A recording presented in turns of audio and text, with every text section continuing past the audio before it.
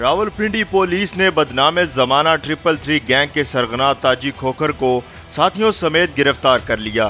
ताजी Khokhar peoples party के senator Mustafa Nawaz Khokhar के चचा हैं और पीपीपी के रहनुमाओं के साथ खास ताल्लुक भी है। एसपी फोटो आर के मुताबिक गिरफ्तारी के वक्त ताजी खोखर से M4 राइफल, 222 गन, SMG, पिस्तौल और बड़ी तादाद में गोलियां बरामद हुईं। ताजी खोखर रिटायर सूबेदार की जमीन पर कब्जे की FIR में नामजद है, जबकि ताजी खोखर की गिरफ्तारी स्पेशल ऑपरेशन के बाद अमल में आई। जराये के मुताबिक मुलजिम संगीन नौयत के 15 मुकदमात में मुलविस है।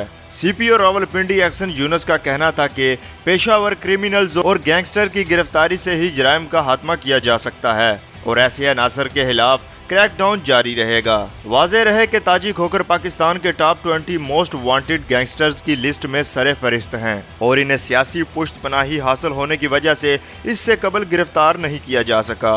Shahzad Ali, news alert, Islamabad.